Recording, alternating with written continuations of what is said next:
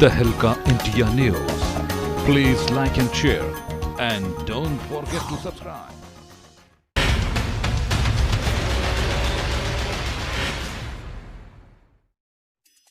गंजबासौदा के नटेरन में नगर के 78 वर्षीय बुजुर्ग जो खुद एक वकील भी रहे हैं, वह न्याय के लिए दर-बदर की ठोकर खा रहे हैं।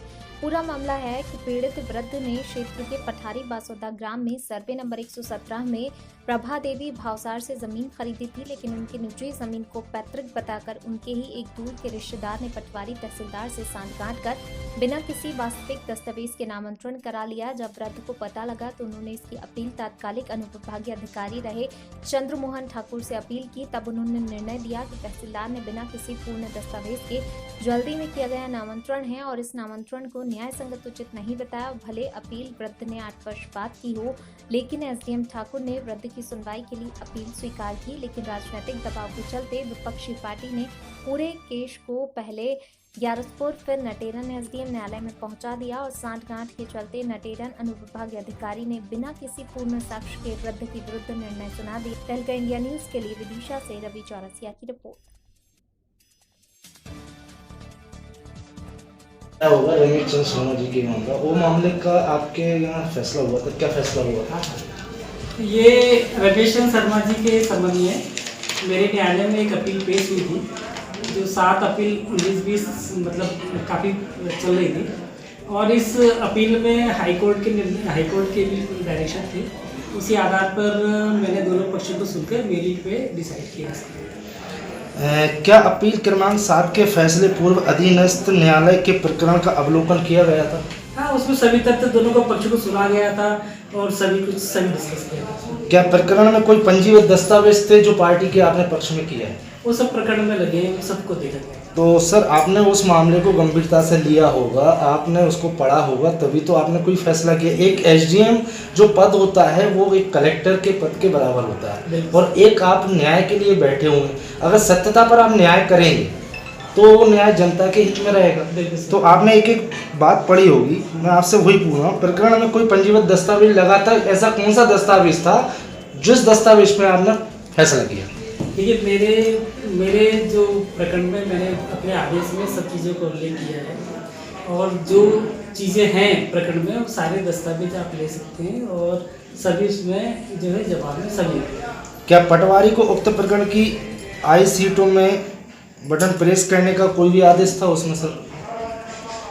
ये तो प्रकरण देख के बता पाएंगे कि क्या है। जब आप ये बोल रहे हैं सर प्रकरण, तो फिर आपने वो प्रकरण पढ़ा नहीं है, फैसला आपने आपके विवेक के ऊपर सुना दिया। देखिए, मैंने जो आदेश दिया है वो मैंने लिखित में जारी किया है, पहले न्यायालय। चलिए ठीक है सर, एक छोटी सी बात कर लेता हूँ। क्या राजस्व संहिता की धारा 27 का पालन किया गया था उसमें? किया गया था सी। क्या हाईकोर्ट के आदेश अनुसार 20/11/15 के आदेश को स्थिर रखते हुए केस को 6 माह में निष्कासित करने का पालन किया गया था? सब ठीक है, बिल्कुल समय नहीं किया गया। क्या नामांतरण एवं बंटवारों के प्रावधान अलग अलग होते हैं सर कि एक साथ होते हैं? सब अलग अलग प्रावधान होते हैं। अलग अलग, ठीक है सर। क्या नामांतरण और बंटवारा एक साथ करने के बाद कोई कानून नहीं है विधिवत प्रतिवत सिद्धांत द्वारा? अब जो आदेश है, अगर उससे कोई असंतुष्टि है तो आप उसकी अपील करके वरिष्ठ न्यायालय में भी अपना पक्ष रख सकते हैं। सर, न्याय के लिए जनता के कई मामले ऐसे आते हैं, आप लोगों के भरोसे रहते हैं सर। अगर उन सत्य पर अगर न्याय नहीं मिलेगा आदमी, तो फिर सर कमिश्नर और ये कलेक्टर क्या क्यों जाएगा सर? तो आप देख सकते हैं, सभी कोई दिक्कत हो तो देख सकते हैं। सर, मेरा मामला एक और है, क्या आप उच्च न्यायालय के आदेश मंश एवं निर्देशों का पालन करना सही समझते हैं? बिल्कुल, माननीय उच्च न्यायालय के जो भी निर्देश होते हैं वो हमारे को पालन करना, उसी आधार पर।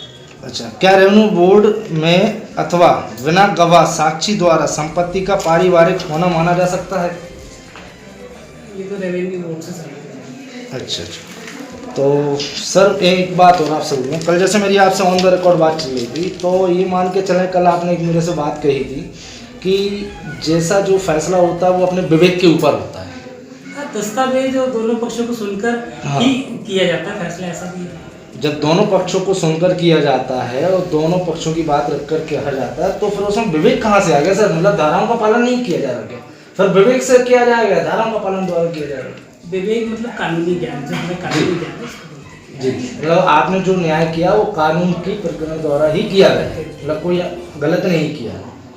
ठीक है ना सर? बिल्कुल। ठीक। जी हाँ, मैंने एक इकरार बेउस को की थी जिसमें 21 लाख रुपए में पूरी जमीन खरीदने की बात कही गई थी। उसने यानी पार्टी क्रमांक 2 ने मुझे 1 लाख रुपए बयाने के तौर पर और 5-5 लाख के 4 चेक देकर 20 लाख रुपए भुगतान उपरांत रजिस्ट्री करने की बात लिखी थी। चेक एंटीडेटेड थे जो 2008 में तक भुगतान होना था। हाँ, हाई कोर्ट ने धारा 45 का हवाला देते हुए एसडीओ को पुनः ये भेजा था तथा उसमें उनके द्वारा नियुक्त हैंडराइटिंग स्पेशलिस्ट ने भी मेरे इस प्रकरण में प्रकरण क्रमांक 20/6 में केवल आदेश पत्रिका पे केवल एक जगह हस्ताक्षर हैं जिनका मिलान नहीं हुआ।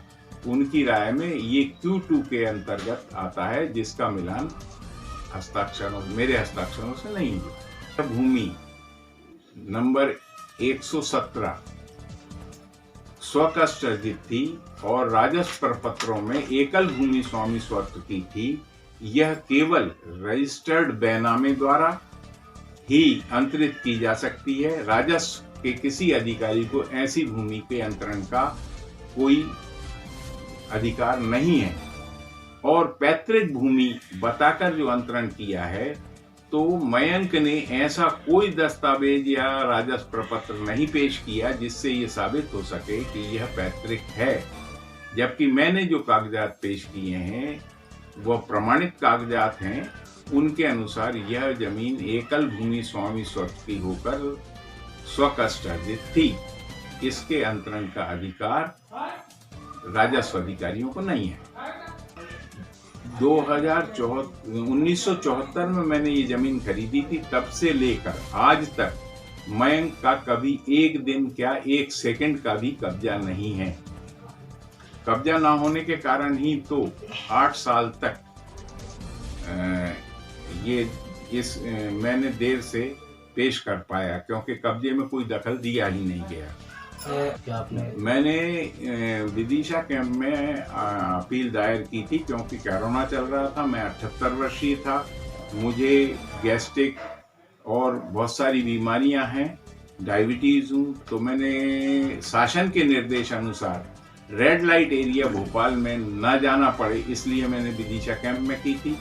विदिशा कैंप में भी कोरोना से पीड़ित होने बाबू पीड़ित हुए, इसलिए प्रेजेंटेशन के बाद एक कैंप नहीं आए।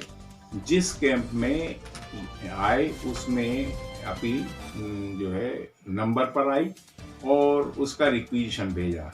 मैं विदिशा कैंप जाता रहा, किन्हीं कारणों से विदिशा कैंप नहीं लगा। तो विदिशा से फाइल भोपाल कैसे पहुंची? आपको इसकी जानकारी कैसे? भोपाल ऐसे पहुंची कि जिस दिन अपर कमिश्नर महोदय वहां आए उस दिन मैं जब पहुंचा तो वहां कोई रिकॉर्ड नहीं था, ना ही कोई रिक्वेजिशन लेटर था कि कमिश्नर ने ये कैसे मंगाई और क्यों मंगाई। परंतु ये पता लगा कि संभाग आयुक्त ने ये फाइल अपने पास बुला ली है। बिना तामील के मैं संभाग आयुक्त के कार्यालय में खोज करते हुए पहुंचा और परिणाम स्वरूप बिना प्रोसेस जारी किए, बिना तामील जारी किए हुए भी मैं वहां उपस्थित हो गया। हालांकि वहां की आदेश पत्रिका में तामील जारी करने का लिखा है, लेकिन रिकॉर्ड देखने से प्रतीत होता है कमिश्नर के यहाँ से कोई तामील जारी नहीं हुई थी। चलिए अगला। मैं चाहता हूं कि रिकॉर्ड के आधार पर ये देखें कि क्या रिस्पोंडेंट ने पैतृक जमीन सिद्ध की है, क्या किसी साक्षी द्वारा ये प्रमाणित है। मात्र मिले हुए पटवारी की रिपोर्ट के आधार पर दिया हुआ फैसला कानून के आधार पर निर्णीत होना चाहिए। स्वकष्ट अर्जित संपत्ति जो मैंने सिद्ध कर दी है, उसके बाद यदि इस जमीन की संस्वीकृति भी दी जाती है वो गलत ढंग से या शासन को धोखा देने के लिए, तो उस ऐसे आदेश को निरस्त किया जाना चाहिए, क्योंकि यह सुस्थापित सिद्धांत है कि यदि गलत नामांतरण हुआ है तो केवल सहमति के आधार पर वह सही नहीं हो जाता। हो गया। और मैं गंजबासुरा का रहने वाला हूँ। सन 70 से मैं वकालत कर रहा हूँ। 9 साल तक मैं अतिरिक्त शासकीय अभिभाषक भी रहा हूँ। यदि न्याय करने वाला अधिकारी प्रोजुडिस नहीं है तो ये सुव्यवस्थित सिद्धांत है कि 110 में दिए गए नियम 27 एवं 178 में दिए गए नियम 2, 3, 6 और 9 का पालन होना आवश्यक है, और नामांतरण और बंटवारे का प्रकरण एक साथ नहीं चल सकता। इस आधार पर दिनांक 30/1/2007 का ऑर्डर निरस्त होकर पूर्व की स्थिति कायम की जाना सर्वथा न्याय के सिद्धांत के अनुसार है, तथा यदि यह प्रकरण उच्च न्यायालय में जाता है किसी तरह से, तो मैं यह लिख कर दे सकता हूं कि प्रकरण किसी भी स्थिति में कायम नहीं रहेगा और यह रेवेन्यू का सारे फैसले निरस्त हो जाएंगे।